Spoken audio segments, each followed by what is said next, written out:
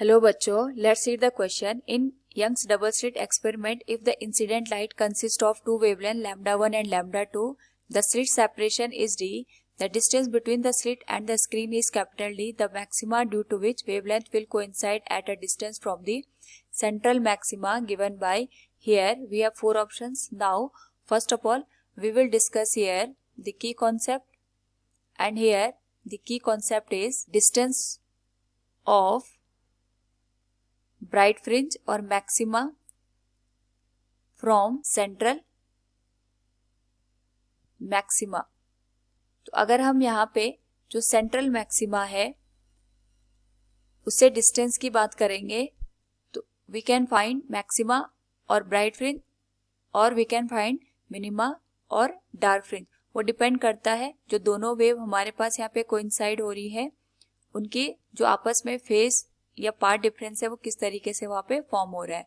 तो सपोज यहाँ पे स्क्रीन और सोर्स के बीच की डिस्टेंस कैपिटल डी है, दोनों सोर्स के बीच की डिस्टेंस हमें स्मॉल डी गिवन है. So it is source first and it is source second. तो यहाँ मिड पॉइंट पे मैक्सिमम हमारे पास इंटेंसिटी का जो भी फ्रिंज है वो बनेगा. Now we consider at point P जहाँ पे हमारी ब्राइट फ्रिंज फॉर्म हो रही है. अगर हमारे पास यहाँ पे ब्राइट फ्रिंज फॉर्म होगी एट पी, तो यहाँ पे जो दोनों वेव निकलेंगी S1 और S2 से वो एक दूसरे के साथ कोइंसाइड करेंगे. नाउ अगर हम बात करें यहाँ पे the distance from the central, हमारे पास जो यहाँ पे मैक्सिमा है उससे द डिस्टेंस फ्रॉम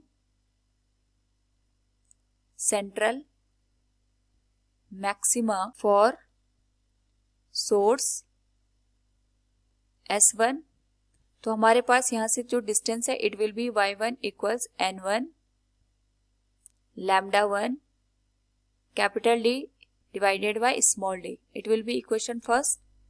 सिमिलरली अगर हम बात करें यहाँ पे डिस्टेंस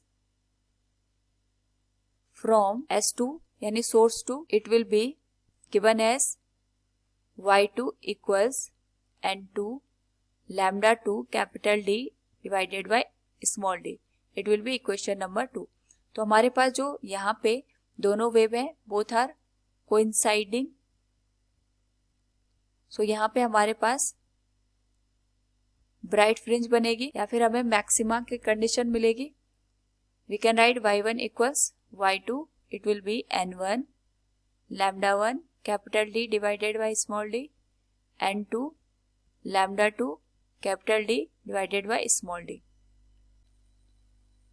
नाउ अगर हम बात करें यहाँ पे गिवन ऑप्शंस की, we can say here from the option जब हमारे पास यहाँ पे λ1 into D divided by small d, ये दोनों वैल्यूज आपस में अगर हम इनका एलसीएम ले लें, LCM of λ1 D divided by D and λ2 D divided by D, we can get